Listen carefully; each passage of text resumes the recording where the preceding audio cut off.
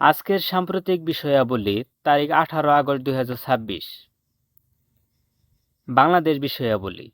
13তম জাতীয় সংসদের বাণিজ্য মন্ত্রণালয় সম্পর্কিত সংসদীয় স্থায়ী কমিটির প্রথম বৈঠক কবে অনুষ্ঠিত হয়? সঠিক উত্তর 18 আগস্ট 2026। বাংলাদেশ নৌবাহিনীর ব্যবস্থাপনায় চট্টগ্রামে কেমিক্যাল ডিজাস্টার রেসপন্স টিমের বা সিডিআরটি এর যৌথ মহড়া কবে অনুষ্ঠিত হয়? সঠিক উত্তর 18 আগস্ট 2026।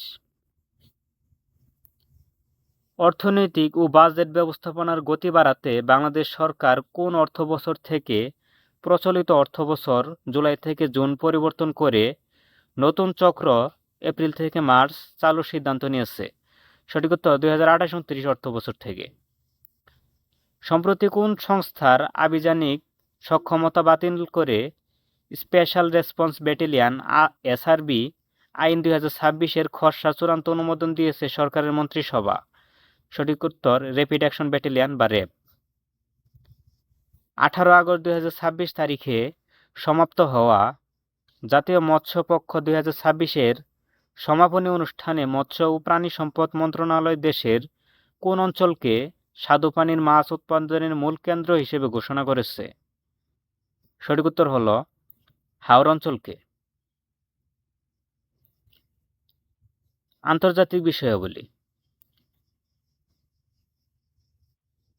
18 আগস্ট 2026 তারিখে বাংলাদেশ ও লিবিয়া সরকারের যৌথ প্রচেষ্টায় এবং আইওএম এর সহায়তায় কতজন আটককৃত বাংলাদেশিকে ত্রিপোলি থেকে সফলভাবে দেশে প্রত্যাবাসন করা হয়েছে? সঠিক উত্তর 174 জন। কোন দেশের সহায়তায় বাংলাদেশের তৈরি পোশাক আরএনজি খাতকে আরও টেকসই করার জন্য যৌথ অংশীদারিত্ব চুক্তি স্বাক্ষরিত হয়েছে? সঠিক উত্তর নেদারল্যান্ডস। 18 আগস্ট 2026 তারিখে যুক্তরাষ্ট্রের বন্ড মার্কেটে কত বছরের দীর্ঘমেয়াদী বন্ডের ইল্ড বা মুনাফার হার 2007 সালের পর সর্বোচ্চ স্তরে পৌঁছেছে? সঠিক উত্তর 30 বছর। কোন দেশের শীর্ষ ব্যবসায়ী প্রতিনিধি দল ঢাকা দিল্লি দ্বিপাক্ষিক বাণিজ্য বাড়াতে দুটি যৌথ টাস্কফোর্স গঠনের প্রস্তাব করেছে? সঠিক উত্তর ভারত।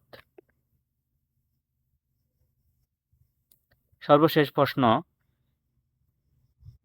18 আগস্ট 2026 তারিখে আন্তর্জাতিক অভিবাসন সংস্থা আইওএম এবং বাংলাদেশ সরকারের যৌথ প্রেস ব্রিফিংসে কোন দেশ কর্তৃক রোহিঙ্গা প্রত্যাবাসন প্রক্রিয়াকে বিলম্বিত করার মিথ্যা অভিযোগ নাকচ করা হয়েছে?